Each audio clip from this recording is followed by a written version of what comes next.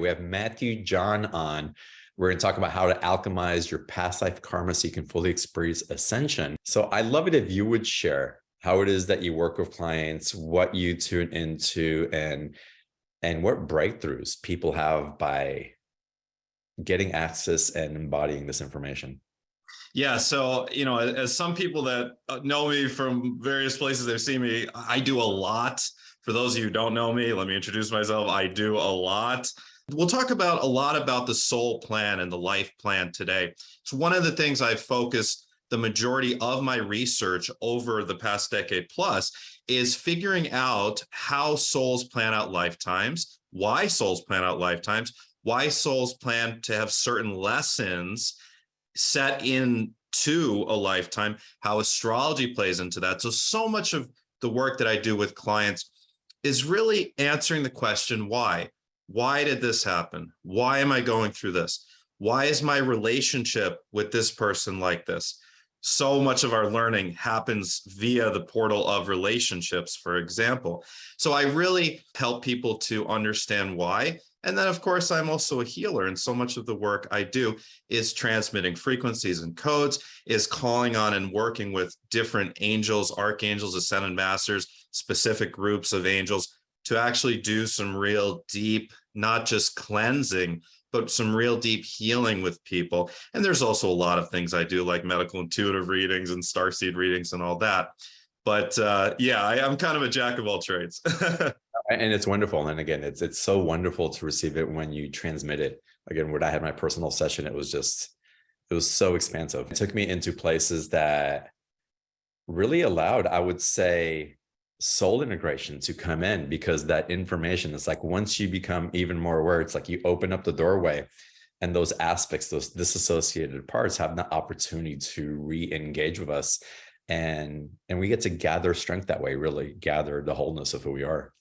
Totally. And I know that's such a huge part of your work with people and just the codes that you transmit anyways. And in a way, our work is somewhat similar, where, I'm really more kind of, I love to start just helping people understand. And I know you do that as well, but I also want to help them reintegrate the parts that have been separated. Some people call that soul retrievals. It's actually part of the work I do in some of my energy healing sessions is soul retrieval work. I know you do soul retrieval work. So yeah, we're both on the same wavelength with that. Whether we know it or not, a lot of this we're actually doing in our dream space. We're reworking soul contracts. And now we have some more space to actually move to the timeline that our soul, it's all about the soul. Our soul is trying to move us toward, because really the soul has it all written out beforehand, and we're just trying to follow along as best as we can. Sometimes we resist, sometimes we go with the flow. And that's another thing to really, as far as advice, practical advice for people this time, go with the flow of whatever life is bringing to you right now. It's all by design. It's all perfect. There are no mistakes with what life is bringing you right now. So just ride with it. Like you said, John, riding the waves. But we are working on, especially during this period, we're working on alchemizing a lot of the past life karma that we came in with. And whether you know it or not, it's extremely likely you came in with some sort of past life karma. Some people came in with more than others. You can look at your life. You can look at how treacherous, how difficult, how many obstacles, if you're an astrologer like myself, you can look at your natal chart and you can see how difficult or easy was your natal chart, because it is true. Some people do have a lot easier natal charts than others. Some people are born when the planets are a little more harmonious, and some are born when they're very disharmonious. But you did bring some sort of karmic experiences into this life. And when you come into this life, your soul says, okay, so we've lived all these different lifetimes. You've had lifetimes in every continent. You've had lifetimes as, many lifetimes as a man, many as a woman. You've had lifetimes where all sorts of things has happened. You've died all sorts of crazy, horrific deaths. And you've, in that process, you have accumulated a ledger of karma, really. And the Hindus know this very well. In some lifetimes, you've done things that were more life-giving, were more of a higher vibration. Some lifetimes, you've done things that were of a lower vibration. The lower vibrational things remains as energy, remains as energy in your energy field, and it needs to be alchemized at some point. So what souls do is this. They say, okay, well, in this one lifetime, you did this to me. How do we alchemize this? How do we, for our highest good? And then the other souls say, well, why don't we change it up this time and I'll do this to you. I'll volunteer to take on that karma by doing this to you. So we both get to experience both sides of it. Okay, now we've done that. Now we'll see if via free will, while we're still on the planet, if we can both evolve through that, if we can move past that pain, past that victimhood sort of paradigm and into some sort of wisdom, into learning some sort of wisdom, or not. Or are we going to keep throwing like a boomerang that karma back and forth, and it just, the energy just keeps adding on? And a lot of times that happens, and then you move to the astral plane when your lifetime ends and you say, all right, well, we did this really well, or we kind of did this well, or not so well. We just ended up throwing this karma back and forth. How can we try to work it out again? And eventually the trajectory of all karma is resolution. So the best way to look at karma is to look at it in the context of soul contracts. So think about, who are the characters in your life? Most of the time, these are going to be family members and or romantic partners or ex-romantic partners, right? But think about, sometimes it can be a friend, sometimes it could be a boss or something, but think about those people in your life that have been the most difficult for you, or you've been maybe the most difficult for them, if you're really honest, or maybe both, right? That's where the most important soul contracts were written, pre-written before you were born by each of your souls, in order to create the opportunity to learn some sort of lessons from it, to see if you can move past throwing the karma back and forth, and to see if you can learn wisdom that you can then alchemize to teaching others somehow. That, by the way, is the final step of alchemy, is service or teaching of others. So that's a little overview of past life karma. It gets more in depth, but an intro, if you will. So how can we know what our life lessons are? Like, what is it that we're here to journey through with this information? So I would say the easiest thing to do is to, if you were to take an honest look at your life, and really, what are the things that you've struggled most with? What are those things that you've always felt like, well, if I could just figure this out, if I could just have this in place, if this thing weren't like this, if this thing were different, those are the things where, if you're able to at least momentarily kind of zoom out and look at yourself from afar, examine yourself almost from like a third party, what do you feel? What do you think? If you had to guess, what is your soul trying to teach you? Or for some people, it's actually better to ask, what is the universe trying to teach you? Or what is God trying to teach you? What is source trying to teach you? What are you, what is the lesson? What virtues are you trying to accumulate? It all boils down to, eventually you're meant to learn wisdom and virtues from experiences.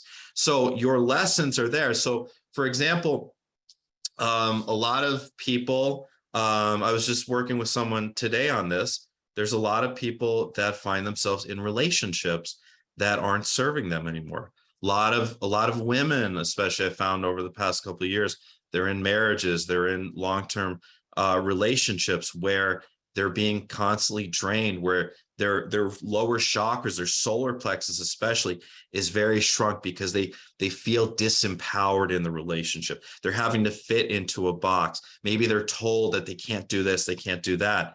And so if we look at an archetype like that, what is the lesson there? The lesson is about learning empowerment. And that's so important, especially for women, because look, if you look at, not just in the West, but if you look at especially countries outside of the West where women still don't have any rights, in places like Iran, obviously female empowerment, the divine feminine, is a huge thing that still needs to be accelerated on this planet. So women like that might be their biggest lesson, for example, is to step into their empowerment, do what is right for them, have the courage to do what is right for them. Sometimes that means ending the relationship.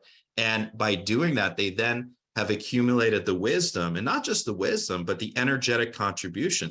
Everything we do, we're all connected. You and I and everyone on this call is all connected through what I like to call the field. The field connects us all. And whatever I alchemize and work on, whatever you alchemize and work on, we're contributing those specific themes to the field, to the literal grid lines of the earth. And that's how the ascension occurs. The ascension occurs through the amalgamation of the millions and hundreds of millions and billions doing their personal spiritual work, which people miss. People think that there has to be this, direct intervention from extraterrestrials, or there has to be these huge uprisings in the street. I don't know, maybe that's a part of it. But really, from a spiritual level, it's about us as individuals doing our inner work, and then also teaching, joining in groups like this webinar here, teaching others, sending that wisdom out. That is alchemy. And that's wonderful. And I can so resonate with what you're talking. And love the way that you synthesize it for us. Question. Some of y'all may be feeling this, but Matthew, when can we enjoy our lives? When is it that like these lessons, it's like we're working towards this and we have to do this. And it's like, when is it that we get that break? It's like, it's especially lately, it seems like it's one thing after the other, after the other, after another eclipse, another portal, another activation, another solar flare, another communication from star beings that's asking us or, prodding us into that next level of that ascensionary process. It's like, when do we get to breathe and just go like, enjoy the wave? Now, right now. Awesome. John, I love that question. And it's so important for our audience, because it's important to understand that this ascension game happens on many levels. And one of the most important things to understand is that this is a mental game as much as anything. As much as anything, life itself and your navigation of the ascension is a mental experience. It's happening in here, okay? It's up to you where your focus is.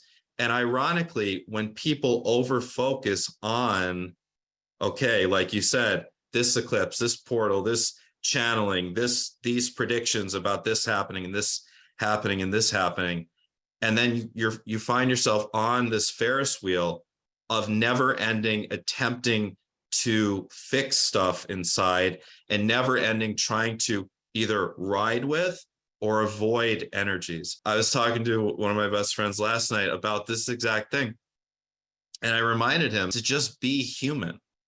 We have to remember, not only is it okay to be human and to go through all sorts of different emotions at any time, to sometimes hate this effing planet and to sometimes be in absolute love with every cell, bliss with every cell. As many of us, go through that. You and I certainly, go through that. And it's just important to let ourselves be human. And also sometimes, maybe you don't need to pay attention to necessarily, I'm an astrologer, so I'm always looking, but you don't necessarily always need to be paying attention to the exact astrology and what it means for your chart. Sometimes just let it ride. Sometimes just see what happens. You don't always have to pay attention to every channeling from your favorite person. Just sometimes let life happen. People get into, for example, these cycles. And I got into this cycle at a specific point in my life years ago, where if you get too many readings, especially from different people at the same time, and readings are wonderful, and myself and you and so many of us in this industry give wonderful readings. But if you get too many readings at the same time, you get more and more confused and more anxious a lot of times. And then you can't even make your own decisions anymore without a reading. And that's not a good place to be. Same with, you just have your own cards, your own anything. It's important to remember that part of this is just being a human being. And sometimes it's just trial and error, man. There's no way around it in life, Well, I equate it also, and it's very poetically in the way that I look at it sometimes. It's like if you're constantly turning on the news to look at the weather report to see what's going to happen outside, and you're so focused on catching that you never go outside. Right? You miss the rainbow, right? You miss the rainbow, or you miss the blessings of the rain. It's like we try to avoid the rain so much. It's like, what if there's the gift in the rain and the playfulness, and it opens something up that you try to avoid, but it's more of a gift than it is a nuisance. Exactly. For example, like people talk about ascension symptoms. Ascension symptoms are very real. I've been through them, for years, and I'm sure you have. And sometimes they come, sometimes they go. Sometimes you don't notice them for months on end. And when they come, man, you just ride with it. That's the only thing you can do. You hydrate. If you have time like me, I don't always have time to sleep 8 hours, but if I got time, I sleep it out. You go for a walk, you play with your dog, you hug your loved ones, you just ride with it. We got to be human. I want to get back into the conversation about past lives also, because again, there's been so much in my circles as well that has been shifting around personal relationships, family dynamics also. In general, it's important to remember that for most souls on earth in a human body, the majority of your lessons and the majority of your opportunity for evolution is going to always come through relationships, especially family relationships and especially romantic relationships.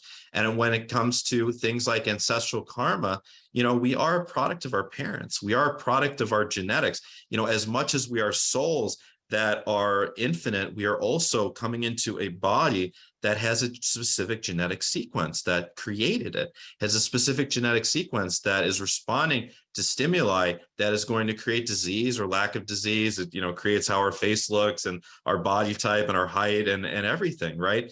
And so looking back through the past, looking at what are the patterns that came down through your ancestral lineage, what came from your parents, what came from your grandparents, what came from the grandparents before that you have as on your plate in order to try to make better. The point is, if we look at it really from kind of a hardened, almost Taurus 3D level, the point is, a part of it at least, is to pass on better genetics actually to our children, is actually to, and look, if you didn't start your ascension before after you had kids, as a lot of us didn't, look, all's not lost. It's up to your kids to pass on better genetics through the actual genetics. But at the same time, as you're evolving, you're shifting your own genetics. And then as your kids are evolving, even they're already grown up, they're shifting their own genetics, right? We are always, this is science knows, Dr. Bruce Lipton, epigenetics, right?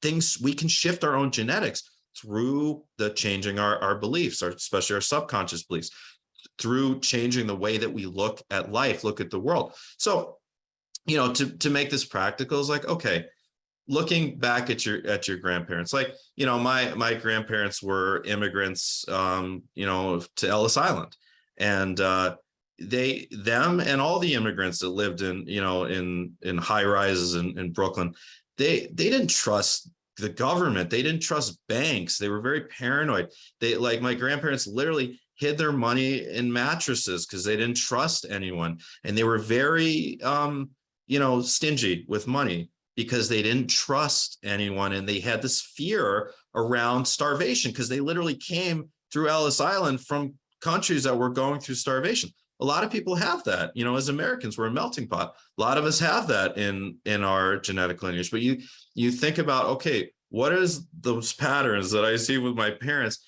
that either I've learned to do better, which great, check, you're checking off the lessons that your soul put here, or what am I still kind of copying? A great way to see this, what triggers you still with your parents, with your siblings, with your grandparents, with your aunts and uncles? Because when we get together, especially when we've been away for a while, we forget that our family reflects us so much because we're the same genetics, right? So, but think back, okay, one Thanksgiving ago, 5 Thanksgivings ago, how am I better? How am I less triggered? How am I less feel attacked when I don't really need to feel attacked, because you're seeing the reflections of you. And one thing it's very interesting to understand about how souls plan out lifetimes is the family members that are the most triggering for you, the most difficult, have set into place the opportunity for the most evolution. Those are the same people that you actually were. Those are the same characters, the same archetypes of characters that you played in lifetimes before this. That's the irony. And your soul does that intentionally so you can see that, so you can, as a child, feel in some way revolted by it and want to move in the other direction. And by moving in the other direction, you're checking off the boxes of what your soul wanted you to do. And in astrology, by the way, a very good place to look at that is in your lunar nodes. Your south node is your family. It's where you come from in the lifetime before this. Really, I believe 2 to 3 lifetimes before this. And your north node is the direction that your soul is leading you, right? So for me, as an Aries north node, I'm in that generation. It's all about leadership. It's all about entrepreneurship, leadership, leading groups, right? Because I come from past lives where I was over relying on others, where, especially my parents, and, early in life, financially, I was very reliant on my parents, and now, I'm very independent and things like that. So you can look at your notes for that. Yeah, it's funny. We're navigating my nodes right now. I'm Scorpio South Node, Taurus North Node. So yeah, this time is gonna affect you much more powerfully if these are your nodes. Yeah. 100%. Tell us what we can be excited about as we navigate this Taurus North Node, because there's some amazing gifts in actualizing. Yeah. What we can be excited about is stepping into the higher destiny of our soul, as far as the earthly, which includes our career, our work, our service work, as I like to call it. So that's the main opportunity here is, okay, so if you are in a career that you already love, awesome. It's a time to really say, okay, what's next? What can I add on to this? What new projects am I going to be creating? If you're in a career where for a while it's been feeling like, this ain't for me for whatever reason, or I'm not vibrating with this as much as I used to, this may be an opportunity. And sometimes, funny enough, the universe could do it for you. The universe could come in and go pop, and that career is over for whatever reason, and you're meant to move on to something else. Maybe it's entrepreneurship, maybe it's working with for another company or with other people. But that would be the main thing to focus on coming ahead, is like, where am I going as far as my service work? That is Taurus. If that disruption does come, if that surprise does come, how can you help people to navigate their nervous system and the fear that they're transcending? Really, I really believe that that a lot of the disruption is so that we can have a different relationship with those things that we feared, and really see how we had put a veil through what was possible, and we're kind of putting the brakes on what wanted to move forward. Right. So yeah, what I would say, I like how you brought up, people regulating their nervous systems, and that's really important. In the moment when something happens, it always seems a lot worse, almost always, than when you actually take a break and look back upon it. It could be a few minutes later, it could be a few hours later, it could be a few days later, right? The other thing is, so putting yourself, before you make any big decisions, if you have a moment, before you have to deal with something directly, especially before you jump on the phone with someone, or especially before you fire back a text. So that's the thing, is always pause, wait before you send that email, wait before you send that text, wait until you're in a more neutral place, because it is a very volatile time right now, and it can be very volatile for communication. I certainly feel like this with my work right now, like having 8,000 things going on at once, not having time to sleep 8 hours. It gets overwhelming. The only thing I can do, besides the importance of taking breaks to walk my dog, to just sit in the sun for a moment, to hug a tree, that's all important. To laugh, right? To watch something funny, to sing, that's all important. That's all Taurus stuff too. But also just making lists is very important. Trying to compartmentalize and just write things out. Okay, dividing things. Okay, I've got this. All right, I know how to deal with that. It'll get done. This, all right, I know how to deal with that. I'll get done, etc. So trying to write things out would be my number one advice. That's the other thing, is letting yourself be human. You're not always going to be perfect in your communication. You're going to miss stuff. You're going to forget stuff. You're going to drop stuff. It just is being human. And I think that's such a, maybe one of the main takeaways I hope people take from this is just the reminder, just let yourself be human. It's okay. We all have vices. We all, eat a food we're not supposed to eat, or sit down on the couch and get warped into a TV show, and an hour goes by and we didn't do the project we were supposed to do for work, and again, it happens. Just let yourself, be human. I try to, eat healthy and work on my health. Obviously I'm not perfect. When in Rome, that's the way I look at life.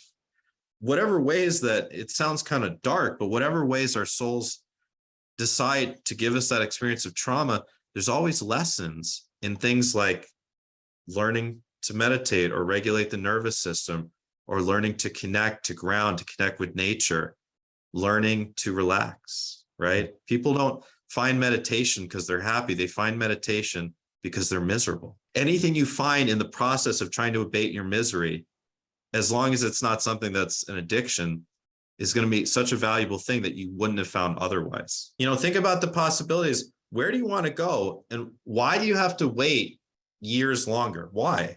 Why not just get on the saddle now and work on yourself? And that's really the number one intention of this group, is we're building this powerful energetic container to accelerate our ascension. That's why it's called Ascending as One. So why wait? Get on it now. Some of us have, you know, do you have like a friend, or can you think of a friend from your past? It's like, they were always just happy. Like, we were going through all this shit and they were always just happy. They always just seemed to be happy.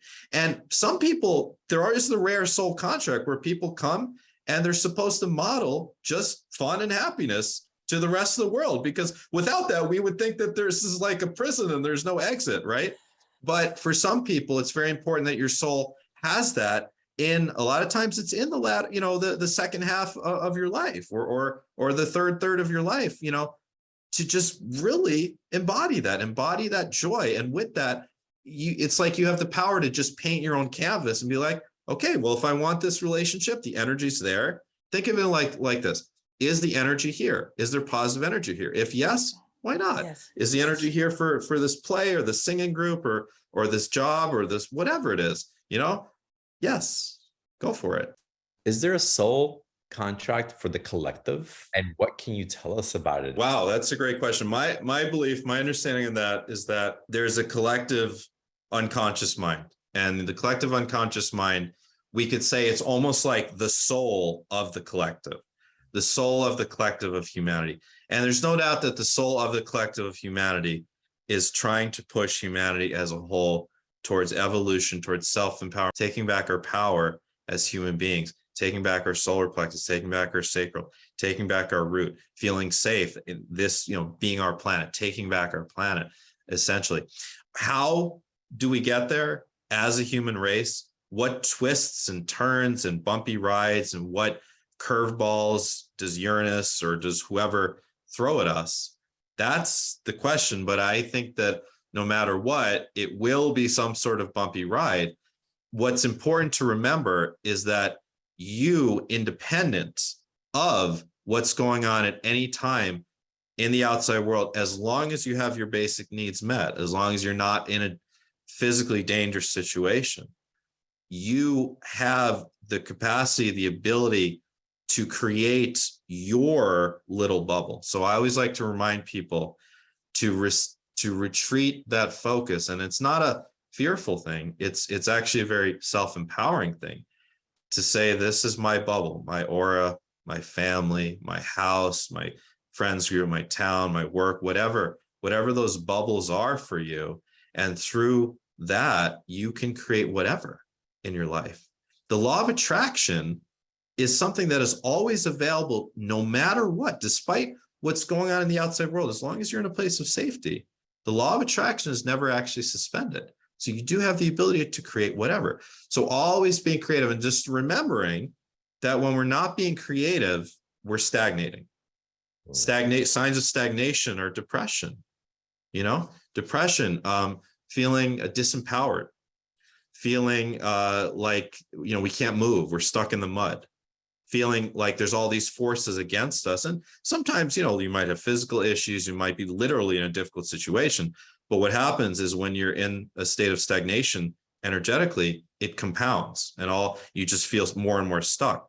Recognizing when you're in stagnation, and when you're in stagnation, the need is for creativity and movement. Sometimes it's physical movement. Sometimes it's travel. Sometimes it's shifting a relationship. Sometimes it's literally moving. Sometimes it's a change of career. Sometimes it's just taking on new habits, new daily habits. Sometimes it's just taking a new meditation class or a new yoga class or learning an energy healing technique or doing something like that, or joining a group like one of the groups that like I'm offering with this program. So when you're in stagnation, recognizing that's a time for change and creativity, and the more open we are to change, death and rebirth, life always moves on. Life is never the same. It always shifts, no matter what, every year. So thank you for the consciousness that you choose to bring to us, and the love in which you do it with. Yes, thank you. And thanks to all of you and the consciousness of love that you show up with on this show. And I'm sure in the rest of your life across the board. And I want to acknowledge that and bow in reverence to it. Thank you for who you are. My question for you is, are you ascending?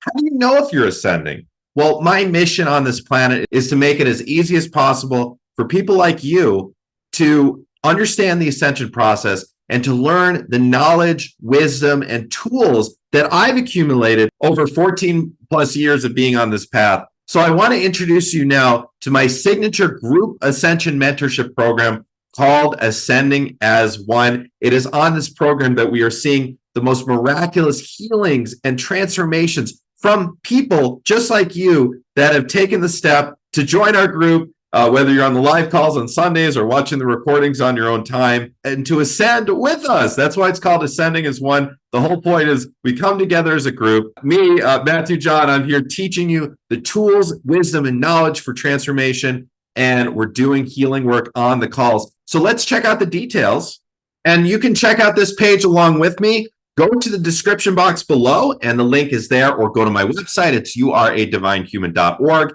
And just go to the course events and retreats page. It's right at the top, Ascending as One group mentorship program. This is my signature program that has become more and more popular as people have started to stumble on it on the internet, and also people referring their friends and family to come and join us on Ascending as One as well. Ascending as One is a group program where you get live video calls every Sunday from 5 to 8 p.m. Eastern time, and it's live via Zoom. So these are long calls, but you don't have to join the whole call. I know sometimes people can be a bit intimidated when they see the calls are 3 hours long. I'm going to show you that the calls are divided into different segments. So just come drop in when you feel like you want to, and it's okay if you don't have time to stay for the whole call. But of course, you'll get the most out of it if you do stay for the entire call. And you'd be surprised. A lot of people come in, they're like, maybe I'll stay for an hour or two, and they stay for the whole 3 hours. And of course, you get a link to stream the recording after each call. So if you miss it, it's totally fine. Watch the calls on your own time. So there's a different teaching each week to assist you in your healing and self-development and to accelerate your ascension.